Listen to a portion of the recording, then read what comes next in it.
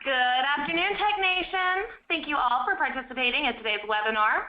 We are thrilled with the great turnout for today. We have over 200 attendees registered. A few notes before we begin. Earlier today, you were emailed a Webinar Wednesday workbook. If you did not receive a copy, you can download one now by visiting iamtechnation.com/webinars and clicking on today's presentation.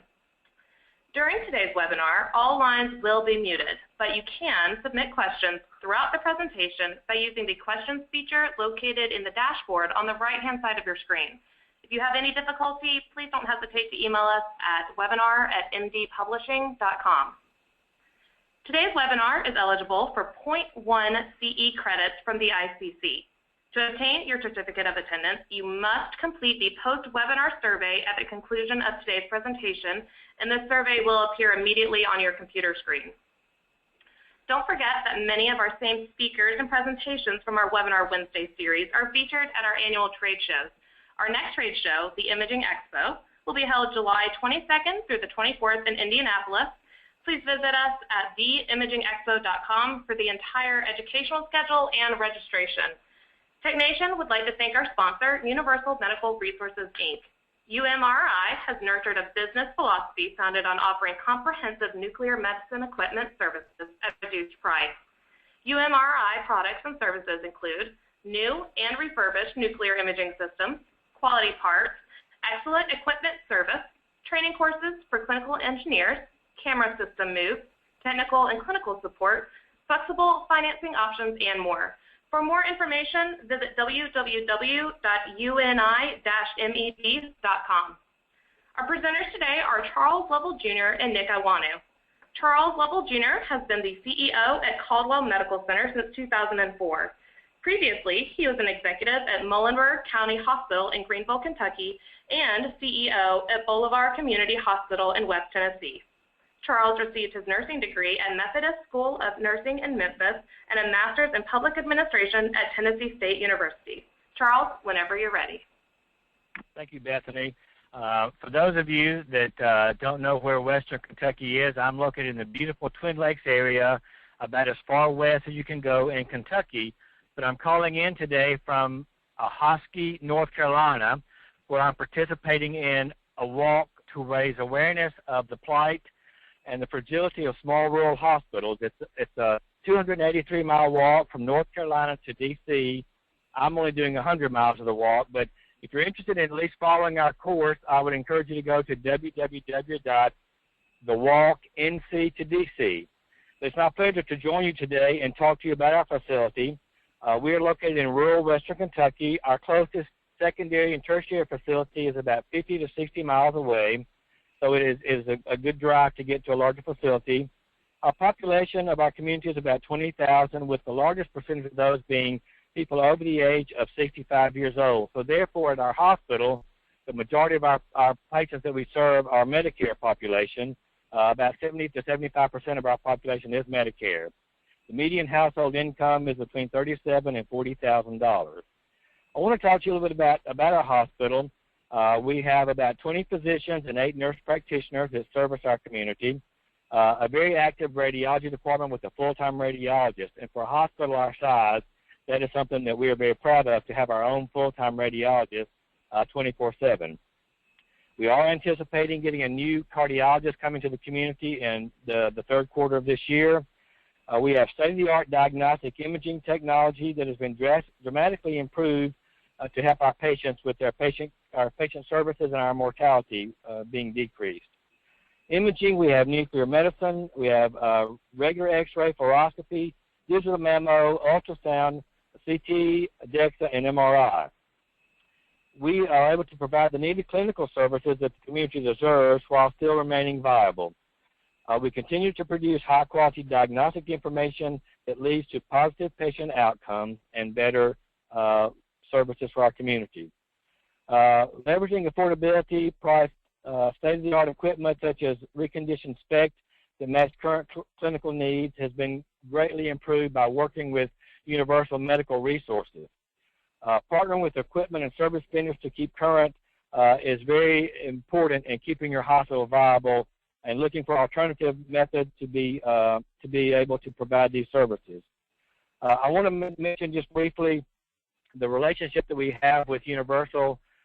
This is not necessarily a plug for them, but I've been at our hospital now since 2004, and in the time I've been there, we have actually replaced and gotten 2 refurbished nuclear cameras through Universal Medical Resources.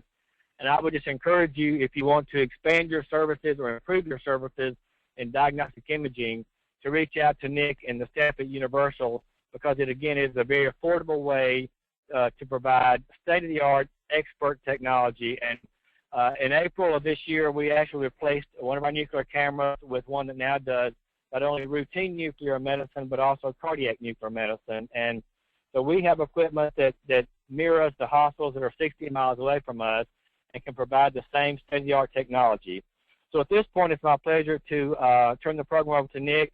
And again, I thank you for allowing me to participate, and I would ask you to keep the walkers that are walking with me in your thoughts and prayers for safety and to support Small World Hospital. And with that, I will sign off, and thank you very much for allowing me to join you today. Thank you, Charles. Nik, the program is yours. Thank you, Charles, especially as you've been out walking and traveling. I do want to present now Nik Iwaniw. Nik is the Vice President of Marketing and Sales and Services of Clinical Support Specialist at Universal Medical Resources, Inc. Nik received his Bachelor of Science in Nuclear Medicine Technology, as well as a Master's of Management from Aquinas College. Nik, the floor is yours. Thank you, and thank you, everyone, for taking time out of your schedules to participate today. Also like to thank Charles for taking time out of his busy schedule and his actually very nice altruistic event that he's partaking, and keep on walking. Charles has presented an excellent foundation by describing the challenges that really face Caldwell Medical Center. These challenges are not unlike many hospitals throughout the country. To better serve your patient community, that's one of the foundations here. The alignment between the community and its common diseases and its epidemiology data and hospital records. This is something that we worked with not so much directly with data, but by sitting down and working with, in reference to Caldwell Medical Center, finding out what type of diseases, what type of needs are medical needs, and primarily nuclear medicine needs, might be for their community. The investment in the correct imaging technology. We base that on the clinical needs and then also the budgetary consideration. And this took some time. As a matter of fact, we met with the CFO and Charles, the technologist, myself, and our service manager to sit down and discuss what are your clinical needs, what type of service needs based on how far they are away from maybe possible services. The reimbursements, as Charles mentioned, they will be adding a cardiologist to their staff that should help to support that community very well. In addition, that played into a factor of what might be the best instrumentation for them in order to perform accurate clinical and cardiac diagnostic studies. Later on in this presentation, I'm going to expound a little bit more on the proactive approach to image quality and system reliability. I'm going to spend some time on that and the importance of that in putting all this together, not just for Caldwell Medical Center, but for all hospitals in general from varying sizes. Also, the education about nuclear medicine and diagnostic procedures and radiopharmaceuticals. I'm going to expound a little more on that, and I'm hoping not to bore you a little bit, but I think if we start with a foundation of nuclear medicine and what it is, and we'll get to that. I will begin by setting that foundation by describing the clinical nuclear medicine. And I'm going to add pieces along the way that lead to the collaboration between your nuclear imaging technology provider and your hospital. Finally, today, I hope to present ways to partner with your provider that result in excellent nuclear imaging clinical care and also viable business potential. What is molecular imaging?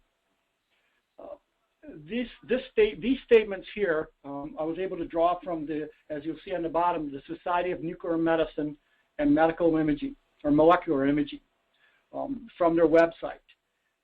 In order to effectively discuss ways to improve your nuclear imaging clinical care, we need to set a foundation by defining what is nuclear medicine, what is molecular imaging. Molecular imaging provides detailed pictures of what is happening inside the body. And what's important is at the molecular and the cellular level. I'll be using that theme as I'm talking about the clinical because that's what separates it out. It allows the physician to see the function within the body and measure its chemical and biological processes. This is vitally important, again, the biology, the measuring the function. It includes molecular imaging is a broader field which was created not too many years ago that includes nuclear medicine. It uses a very small amount of radioactive materials to diagnose and treat diseases. I'm going to talk a little bit about the treatment of using radioactive materials to treat diseases. And it does this by creating radiopharmaceuticals, taking a radioactive material, labeling it, and tagging it to a pharmaceutical that takes a routine route within the body to the cellular and the organ level that we can image that part of the body. The radiopharmaceuticals themselves are detected by the special types of cameras that Charles alluded to, the SPECT camera, the refurbished camera that we put in place there. And these cameras, of course, work with computers, and they create the pictures of the body and the images. Now, it's important, of course, everybody has CT or they're aware of CT and MRI. They all are instruments that provide images, but by tagging them or mating them with a computer and software and algorithms, they're able to take those images, manipulate them, and create diagnostic images that are very valuable for interpretation and helping out the community. Finally, as I mentioned above, and nuclear medicine is able to treat a number of diseases, especially cancers. An example of this, I'll step back. One of the first images or the organs that nuclear medicine imaged was the thyroid gland, going way back. The thyroid gland actually utilizes iodine to create thyroid hormone. We use isotopes of iodine to image the gland and also to determine the function of how that gland is functioning. Is the gland overactive, hyperthyroidism? Is it underactive? Does it have nodules?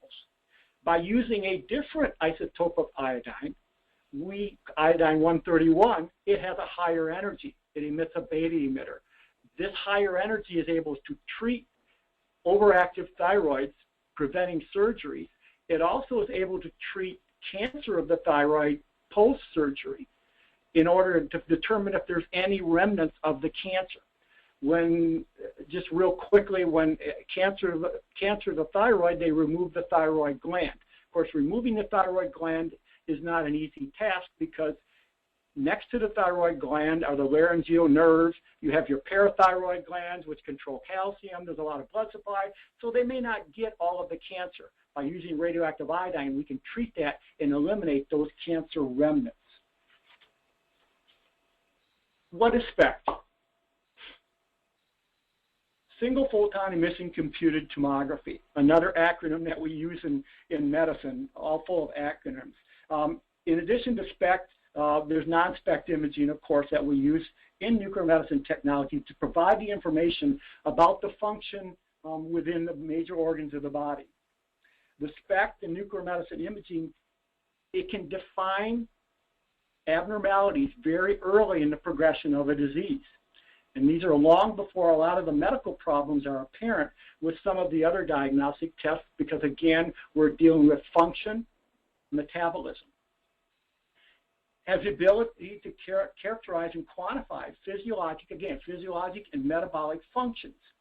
And as we compare to X-ray, ultrasound, CT, and MRI, primarily anatomic displays versus functional. However, all of these modalities are exquisite in their own rights, and they play a role. Caldwell Medical Center offers these in addition to the nuclear medicine. They complement each other in order to provide effective patient care. Nuclear medicine is safe. It's relatively painless other than usually an IV injection. It's cost-effective imaging, and it's classified as non-invasive. Well, meaning that it's not invading the body, there's low risk, it's imaging from the outside, ultrasound is comparable. Heart catheterization, of course, where you're actually inserting the catheter in an artery, that's considered invasive. It uses those radioactive materials, or very small amounts, to diagnose the diseases. Of course, we use larger amounts to treat the diseases. The data and the information also, again, is about a specific organ within the body based on how we label that radioactivity. There are numerous nuclear medicine, nuclear imaging procedures based on the radiopharmaceuticals. Radiopharmaceuticals are the driver of the future of nuclear imaging, because as we find new pharmaceuticals that we can label radioactive materials to, we can find and determine and designate new diseases. And I'll talk a little more on that. I want to show you, I want you to bear with me a few moments because I want to show you some images, nuclear medicine images, and again, I hope you stay with me because all of this will culminate in how this will all come together at the end and how important it is in staging and providing the clinical care and also presenting a business potential for your organization. I want to show you these clinical images, and I'm going to briefly discuss how and why they can impact the clinical care you offer to the community. The first image you see is myocardial perfusion imaging. And let me step back for a minute. Nuclear medicine imaging impacts the clinical care by contributing to the diagnosis and prognosis of the number 1 and the number 2 diseases that take people's lives in this country: heart disease and cancer. Myocardial perfusion imaging is just that. It's perfusion of the myocardium, or the muscle of the heart. What we see here, it looks like, maybe if you haven't had lunch yet, it looks like you see donuts. The images in the right-hand corner are your, what we call the raw data, or what comes off the camera by taking a picture, around the patient like a CT, but it moves around the patient and takes an individual picture. From that, we use, again, the computers and the software to create what we call cross-sectional images. That donut that you see and that bright spot you see is actually blood supply and cellular activity in the muscle of the heart. So we're actually looking at the muscle of the heart. What we do is we take a picture of the heart muscle when the patient is at rest. We take a picture of the heart muscle when the patient is exercised or at stress. Now, why do we do that? The reason we do that is if you're thinking about, and everybody's heard about, someone who's had a heart catheterization and they have had a 80 or 90% blockage of a coronary artery, a circumflex, or LAD artery. Okay, that we say, oh my gosh, we got a 90 or an 80% blockage. What does that truly mean? Arteries are kind of like noses. Everybody's artery is different in size. So if I have a 85% blockage of an artery that's quite large, I may still be getting enough blood supply to that muscle. If I have an 85% blockage of an artery that's small, I may not be getting enough blood supply to that muscle. And this is a test that shows you that. At resting, if that donut is filled up, it's bright, that means that artery is providing enough blood to the myocardium in the heart so that it's going to function. At exercise, if that artery is not providing enough blood, what will happen, the cells aren't getting enough blood and they will show what we call a cold spot. It won't fill in. That is an indication that the next step, that patient is on the road to having a heart attack. The true value of this test comes in its prognostic value. In your communities, and you perform this test, and this test is absolutely normal. It's performed correctly. Instrumentation is up to par. There are no artifacts. If that's normal, your physician, your cardiologist may communicate to their patients that in the next year they have a minimal chance of actually having a cardiac episode. So that's reassuring. We also have images. What we can do then is actually we can quantitate these images. The next slide that we have here shows the quantitation, that we can actually quantitate how much quantitation of the images we have. We can also hook these patients up to an EKG machine, and we call that gating. So what happens is they can take the EKG or the different portions of the contraction of the heart and create an image at that portion, and we can cine these images. Now, we don't show that here, but we can show these images actually showing the heart beating. This image that you see now actually has an overlay of the actual artery showing that where that part of the blood supply of the muscle is actually providing. So from that, we can get an ejection fraction, or the amount of blood, percentage of blood that's pumped out of the heart. And that's a valuable tool also in determining is the heart muscle itself starting to weaken. We also can, in addition to the heart, we do a fair amount of work now in small hospitals, do this on a regular basis, of hepatobiliary or gallbladder imaging. Hepato being liver, biliary being the biliary tree, or where bile comes out of the liver. And then the gallbladder, of course, accumulates the bile and he puts it out into the small intestine to break down fats. This image that you see, you can see that kind of dark area, that's the liver. You start to see over a period of time, these are sequential pictures, where you see kind of the ducts coming out of the liver, you see it coming into the small bowel. What you don't see is a very bright spot that should show up next to those ducts, which is the gallbladder. Again, this is functional. If that gallbladder is not functioning, doesn't show up, it becomes a serious situation where that patient needs to go into surgery and have the gallbladder removed.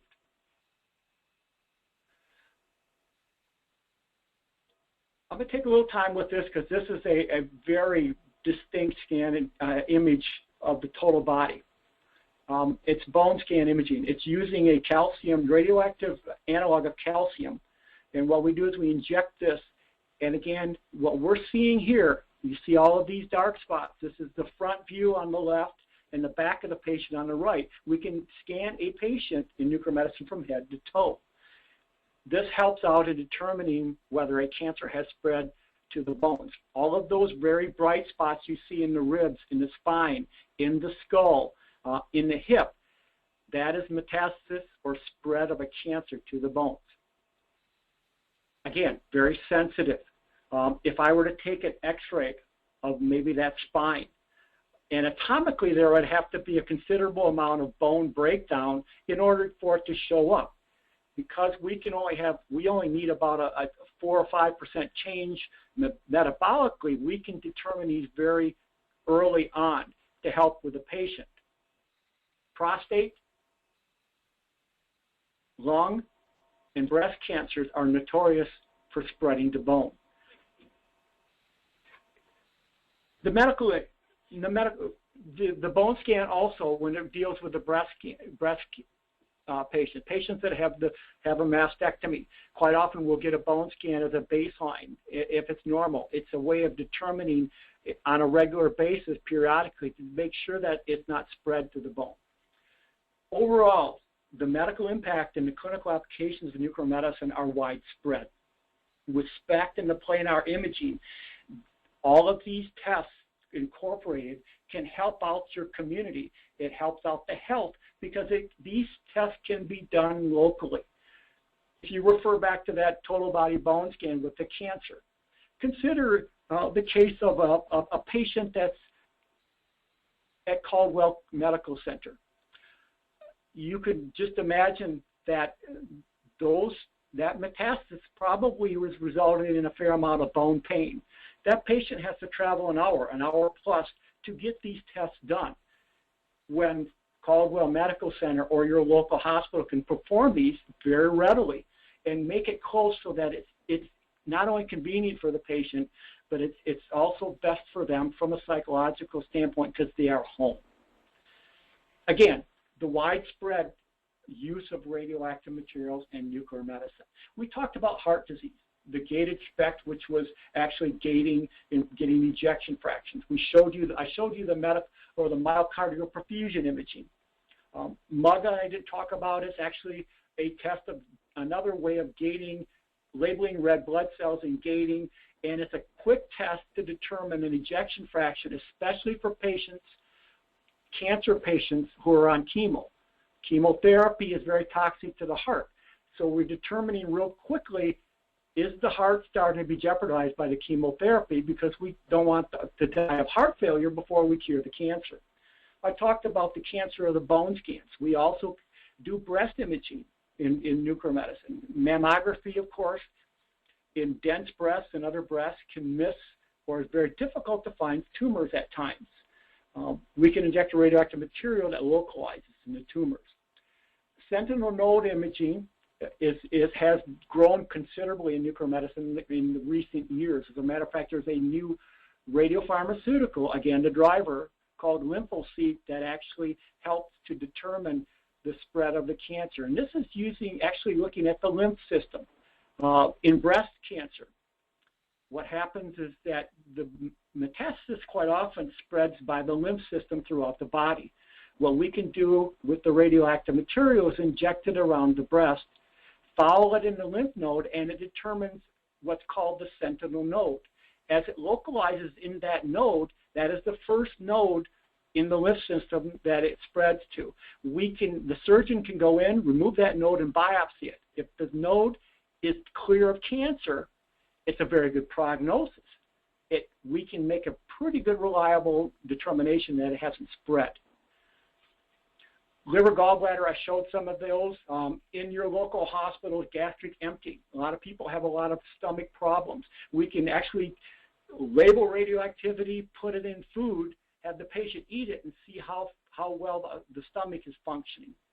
The lung scan, ventilation, radioactive gas to view the lungs. Also, perfusion compared to blood supply to determine whether there's a clot in the lungs. This test is quite often done in CT because it's much quicker. However, if a patient cannot tolerate contrast, we do the lung scan. We do a lot of kidney, renal imaging for clearance, for function, for vascularity. And again, I talked about the thyroid. Finally, the brain imaging.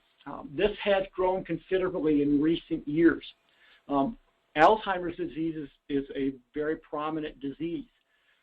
With PET imaging, a nuclear medicine procedure, we can determine whether a patient has Alzheimer's or will get Alzheimer's long before they realize symptoms. Well, it struggled with reimbursements because of the fact I can diagnose Alzheimer's, but I can't cure it. So what good does it do? Well, these agents actually can determine whether a patient has Alzheimer's versus other dementias that we might be able to treat. Parkinson's disease, again, radiopharmaceutical, a new agent called DAT-scan. This agent actually can determine whether a patient has Parkinson's disease or is just experiencing Parkinson's syndrome. And this is important because this is a very high-profile disease with Michael J. Fox and Muhammad Ali contracting this disease. Brain death studies, real quickly, is a study we've done for many years in nuclear medicine, because in a patient who's determined whether a patient is legally brain dead, the final determination of whether the patient is brain dead is whether they have a lack of blood supply to the internal carotid arteries. And we do full studies to determine that.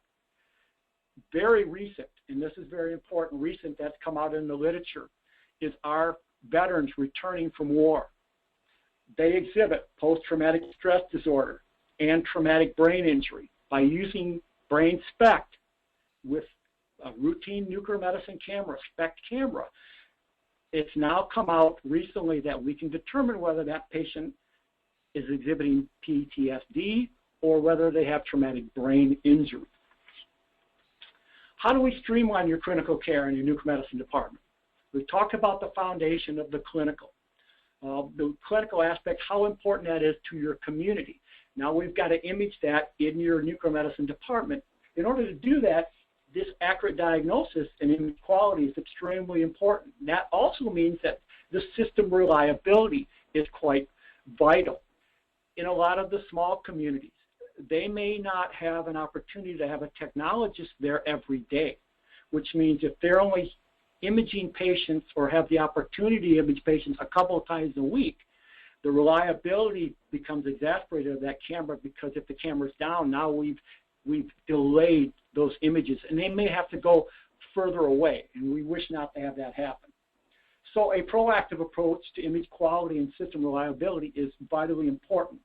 And preventive maintenance, and I'm going to reiterate that, is vitally important. If your clinical engineering department is performing maintenance, or your field service engineer from your provider is performing them, it's vitally important that they are proactive to pick these out, find these, so that we don't cause patient harm, or we don't eliminate, we reduce downtime. Patient safety devices need to be checked. Collision pads, these are the pads on the detectors or on the camera, so that the camera will not touch the patient and won't crush the patient. If these aren't working right, let's not even think about what might happen. So it's very important to check all these. And then finally, these cameras move and have a lot of different motions. They move in a lot of different directions. Proper lubrication is vitally important. If that lubrication or the grease on these drives becomes caked on there, and you have to remove it and put new grease on, or you're going to have failure of those drives. Also, photomultiplier tubes. These and the electronics. The photomultiplier tubes are that unique piece within the camera that actually helps to convert that radioactive material along with the crystal and that emission into a light source, so that the camera can make it into a light source so it can create an image. If you have the photomultiplier tubes and the calibrations and the tuning aren't correct, or you have power supplies that drift, and that changes the energy or the way the camera interprets the energy of radioactive materials, it can create artifacts, image artifacts. If it creates an image artifact, it can be interpreted incorrectly, and now we've got an incorrect diagnosis. If it's a false positive, or it actually makes it look like a positive scan and it's not, then we're going to go through a whole series of more tests and more costs that we don't need to do. Now, if we have a false negative, which means because of the camera not being tuned, we don't find the disease. Now, that's even more serious, because now we have a patient disease that maybe we're not going to pursue any further with other clinical tests. The technologists, your technical team, are vitally important in working with your engineers or your field service engineer to be aware of their surroundings. Perform daily and weekly and monthly calibrations. It's vitally important. They are the eyes and the ears of what's happening daily on your systems. Work with them. They can communicate to you. If they see degradation of the image quality and the QC on a daily basis, they need to report that. It may be a power supply starting to drift. It may be a tube that's going bad, or there's something along that line. They need to make you aware of that. They need to make the engineers, the field service engineers, aware, so that we can maintain that equipment to provide accurate diagnosis and also timely diagnosis for the patients. All of these systems have errors that come up. They have error cues. It's important that the technologists note those cues, because those error cues mean something to you as the field service engineer or the person working on a system. It can help with troubleshooting. It can help with diagnosing what part we might need to order, so that we can expedite getting the correct part to you. A collaborative review. I'm going to reiterate again that we work together, the clinical engineers. If your clinical engineer is actually the first pass that's working on the imaging systems, and this happens in different hospitals depending on the size of the hospital. They are the first pass working on the systems, and it's much quicker. They can maybe get an early diagnosis to help them maintain the equipment. They work with the outside field service engineers from your provider. In addition, they all work together with the technologist. And the technologist in the department, all of those together can be more effective in maintaining the equipment, being proactive on the equipment. Outside of the camera, the UPS that monitors the power to it, the monitors, the backing up your corrections. I mean, how you do your corrections on your camera and your software. Because if it crashes, you may be down for some time. So if those are backed up appropriately, fans are important. Uniformity and resolution changes are important, and also to check your gates to make sure that they are accurately determining how the heart contraction is being separated. So let me talk a little bit about the fans. Fans are important. I'll use the example of a small cardiac camera that exists out there, a very popular camera. Each of the detectors of that camera that help to make the diagnostic imaging, those detectors have a board in there. It's the brains of what they interpreted for the camera. Those boards, of course, as electronics, need to stay cool, so they have a fan. It's a small fan, $50, $60, sometimes $100 for that fan. If that fan ceases to fail and that board overheats, those boards can run maybe $10,000. In a proactive preventive maintenance program, for instance, a field service engineer that, for instance, in our application, once a year, whether that fan is running correctly or not, we will change it. It's worth it to put a small fan in there for a small price now to avoid a long-term problem and a more expensive problem down the road. Also remember that preventive maintenance is required by the Joint Commission if you're a Joint Commission hospital. It's part of what's needed in the Joint Commission. Another member of the team that I haven't referred to and just briefly is your physicist. The physicist is part of your team in order, if you're an ACR accredited agency hospital. Referring back to the monitors have to have for ACR, and actually it's coming down for Joint Commission as well. Those monitors have to have a certain amount of luminance, and they also have to have resolution in order to assure that the radiologist or the interpreting physician is making an accurate diagnosis. Finally, partnering with your nuclear imaging technology provider to bring all of this together. And part of this together from what previously, and how can you partner, how can you effectively partner? We've talked about the ways, the collaboration. We talked about the experience of Caldwell Medical Center and all other hospitals.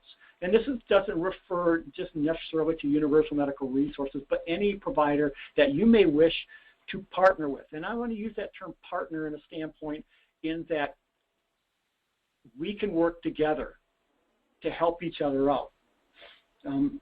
It's a comprehensive collaborative process. Improving your nuclear imaging clinical care and your business potential should require this collaborative effort between your hospital and your nuclear imaging technology provider. First of all, in the example of Caldwell Medical Center, matching the camera technology to what your present clinical needs are versus what your future clinical needs might be.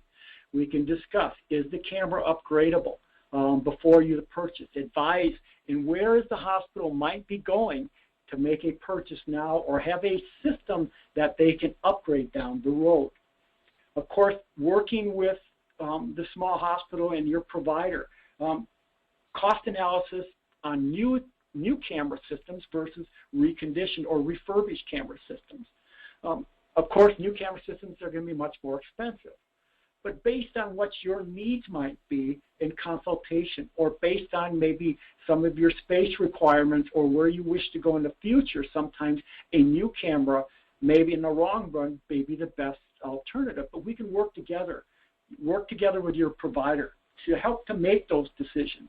And also, when you're dealing with the cost analysis, it's important to provide, or your provider provide flexibility in the quote or the way they can provide a camera, whether it's leasing, whether it's rental, outright purchase of a camera, so they can customize it. So you should be able to customize it to maybe what's your needs as a consultant. The next point, detailed site and room planning to help facilitate effective installation. Your partner with your provider is very important. Is the room large enough for the camera? Will the camera fit through the doorways? They should be able to provide a computerized or CAD drawing of the camera of your choice or what you're considering, and show it actually physically, actually somewhat physically in a CAD drawing in the room to show, is it going to fit? What is the flow within the room? Is it going to work? Another example would be, elevators. If you're bringing a camera in, you have an elevator. Will the elevator support the weight of the camera, or will it even fit in the elevator? We surely don't want to knock out a window or a wall and bring the camera in with a crane if we can avoid that. High cost. Again, collaborating your provider with your clinical engineering and members of your hospital on what the physical requirements are going to be needed. The power requirements. These cameras have certain powers that we're going to work together on. Air conditioning is important. We talked about the boards. Cameras, all these cameras have a lot of mechanicals, or have a lot of computers. They put out a lot of BTUs, a lot of heat. They want to be cool, so the air conditioning has to be compatible in order to support the cameras, or else the cameras will wear down, will break down. The flooring and the floor loading. If you're on a second floor, what is the weight of the camera? Will your camera support the weight of that based on the structural capabilities of your facility? And then we use egress and ingress systems. In the case of whether you have an existing camera that has to be removed, can we remove that? When we remove that, for a lot of these cameras, we'll tear up the floor.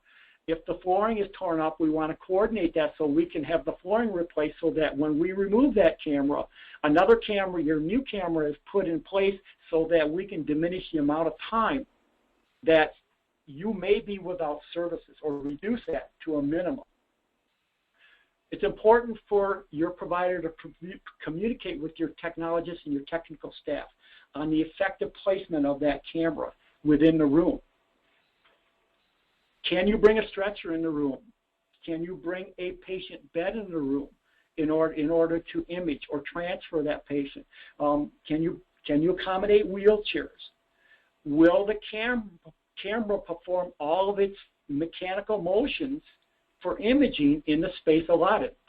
What you see is what you'd always get, because those cameras have a lot of motion. The detectors move in a lot of different directions, as well as maybe the table. Where is your hot lab? Or where do you store your radioactive materials? If you have your camera situated where it faces the hot lab, or where you store your radioactive materials, this can create radioactive scatter, which may impact your imaging.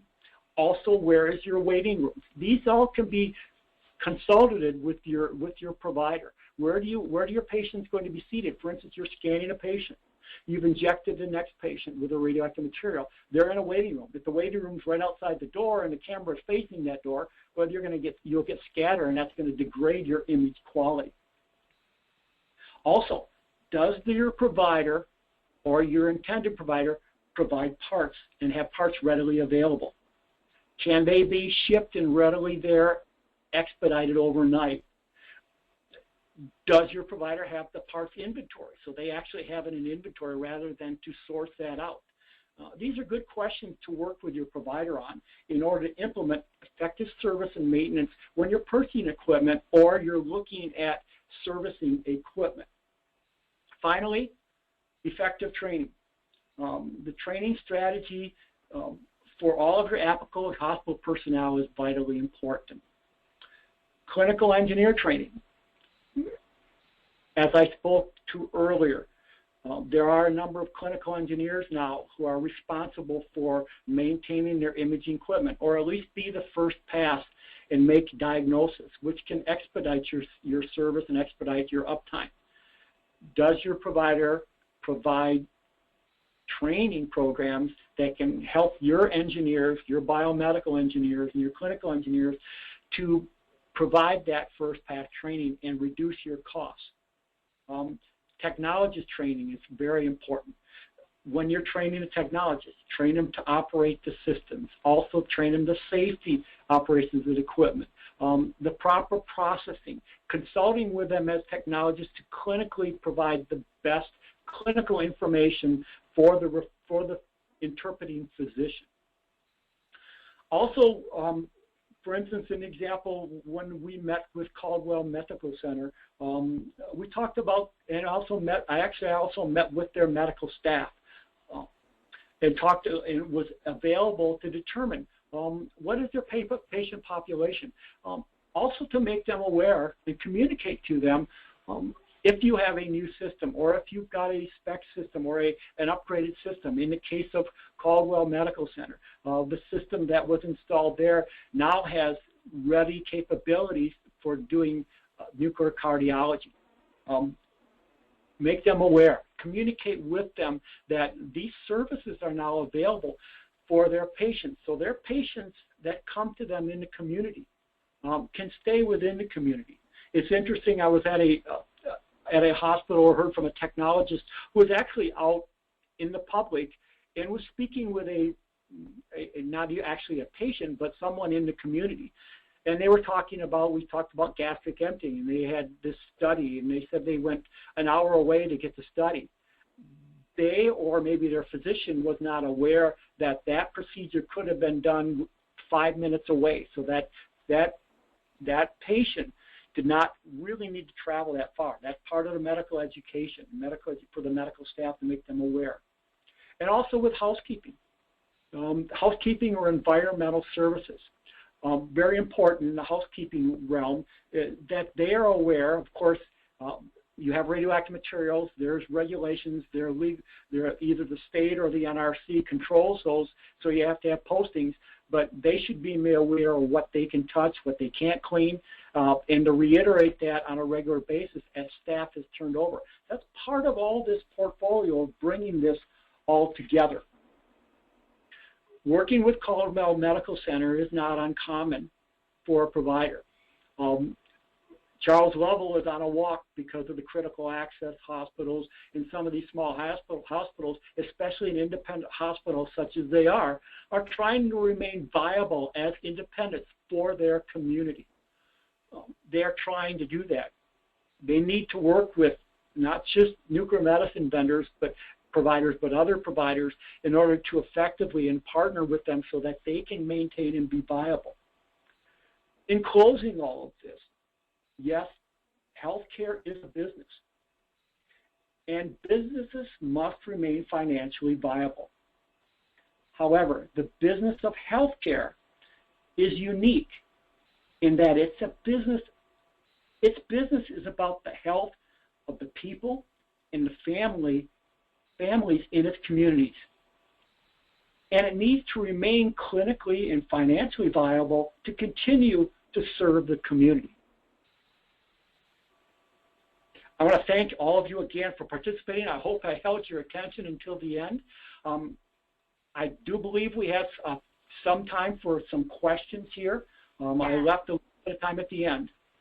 Absolutely. Thank you so much, Nick. That was fantastic. We do have quite a few questions that have been submitted. However, I would like to remind the attendees that you can still submit questions even throughout the Q&A session by using the questions feature located on the right-hand side of your dashboard. Excuse me. So, Nick, the first question that came in, there's 3 or 4 parts to it, but it was all submitted as one question. So I'll just read the whole thing to you, and feel free to let me know if you'd like for me to either repeat or readdress a piece of it as we go through. But the first question is, what are the similarities and dissimilarities between PET-CT, and general nuclear medicine, especially as it relates directly to equipment? Are the detectors a similar crystal product, longevity of life, type of isotope? Yes and no. PET-CT, SPECT-CT, and I didn't get into that piece of it, or SPECT, are all in the nuclear medicine family, but they're different in the way they present themselves. SPECT, of course, is using single photon emissions, or a lot of the radioactive materials that we generally have, it utilizes these radioactive materials at certain energy levels. PET is an agent here, and I mentioned it briefly with the Alzheimer's disease in brain imaging. PET is actually uses crystals, but a different crystal, but it's using a very high energy. It's a positron emitter. From a radioactive material standpoint, it's a very high energy. So the cameras are specially made in order to accommodate that. And what happens, what's important about PET and why it's become very, very important in the diagnostic realm is its impact a lot on cancer. PET is used with actually FDG, or fluorodeoxyglucose, which is actually radioactive sugar. So this radioactive sugar is injected in the patient. Cancer cells are very active cells. They'll pick up the sugar, so they can follow that to the patient. Now remember that these positron emitters are very short half-life. The one that's used is F18 is 110 minutes. It's produced in a cyclotron, so they're kind of expensive. Also, PET imaging is very expensive as well as a modality because of the high energy. It's a little bit different in the way it operates. It works on the same similar premise of all the nuclear medicine and the emissions. However, it's done it differently because of the high energy. And when it's combined with CT, which SPECT can do with CT, they combine those two modalities. So what they can do is they can overlay the functional aspect with the exquisite anatomical aspect of the CT, and this helps better to target a diagnosis. I hope that answers some of that question. Yes, I believe it did. Great. So another question for you. Should an equipment provider provide a site, surveys, and analysis before the purchase is made? Yes. Because if the purchase is made and the camera doesn't fit, you made the wrong purchase. And that's very important. Usually what should happen up front, and that's a good question on the sequencing, very good question on sequencing, because what would happen is consulting before a purchase is made. All of this groundwork of whether it fits through the door, will it fit in an elevator, based on the type of equipment and the clinical needs to be discussed and worked together. And then we look at the pricing before a purchase is made, because all that has to happen or else it's not going to be feasible. It won't even work. Excellent. Okay, great. Another question for you, Nick. How many scans would a hospital the size of Caldwell perform on a monthly basis? That can vary considerably. Again, we work with some of the rural hospitals where, again, I mentioned about the viability of keeping systems operational. They may have a technologist in there 1 or 2 days a week because they have a limited amount of population to work with. If you get into, for instance, since heart disease itself is the #1, taker of lives in this country. There are many people with heart disease, and some of these small hospitals can do. I believe at one time prior in Caldwell Medical Center, for instance, when they were doing some cardiac imaging a ways back. Actually, they were in a kind of a partnership there. They were doing 5, 6, 7 of these patients a week or more. It depends on your patient needs. Again, that's why finding the right system, basing it on your volumes. Also, with critical access hospitals, it's working with, okay, how can we, it's about money, it's about the reimbursements. How can we able to maintain this and keep it viable and come up with creative solutions? Excellent. Here's another question for you. What are the common failure points for SPECT systems? I guess with anything like mechanicals, you'll have the mechanical pieces that'll fail, and it depends on each system. Each of the major manufacturers on a SPECT system, you'll find that they have certain weaknesses. There's some boards that may go out. You'll find that I found that one of the systems actually I won't mention, but is kind of notorious for PM, photomultiplier tubes going out. So it'll vary with each camera maker, and they have some tendencies. What's good to look at also is looking at a camera that may have less mechanical operations. If it has less mechanical operations, mechanics break down. We talked about screw drives and those type of motors breaking down. If it has less motors, less drives, will generally have better reliability. But that'll vary with camera. It could be power supplies. It could be, again, PM tubes in some systems seem to go, and other systems seem to go down. Other systems, they last forever. It's kind of a design, but good preventative maintenance is important, as I mentioned earlier. Excellent. Okay, another question for you. What are your recommendations to get biomedical engineers to interact with the technologist? That can be a challenge. It depends on your relationship. In small hospitals, usually it's very laid back, and there's not a threatening environment in there. I know for instance, if I go in and I'm doing the clinical training for the technologist on a camera that we have just installed, I make it a very strong point that teaching them to be aware of such things as the mechanicals and being able to communicate that to the clinical engineer or the field service engineer, that they're aware of these. If they've got a good relationship, which they should, because if they're working on the systems themselves or being the first pass, they need to speak with each other, and they usually, hopefully, will work together. Two different animals. I'm a clinical guy. I was a radiology director at one time. I'm not a clinical engineer. However, I was a service manager at one time, so I understand where both areas have come from, but they a good communication with each other and a non-threatening communication, because that is vital as a team to maintain that equipment. Excellent. Thank you so much, Nick and Charles, for your time and information that you've shared today. If any of the attendees would like to learn more on Charles's walk, please visit www.thewalknc2dc.com. Again, TechNation would like to thank today's sponsor, UMRI. Please do visit their website, www.uni-med.com, to learn more about their products and services. Attendees, remember, to obtain your certificate of attendance, you must complete the post-webinar survey that will pop up on your screen immediately after. The survey will be available on or before June 10th. If you do not receive the survey, email us at webinar@mdpublishing.com. Please visit imtechnation.com/webinars to register for our next webinar Wednesday, which will be on June 24th, and we'll feature Sharon Khanna of Fluke Biomedical as she discusses 5 ways to optimize your infusion test strategy, how to increase productivity and manage risk. Again, thank you all for joining us today, and have a great rest of your day.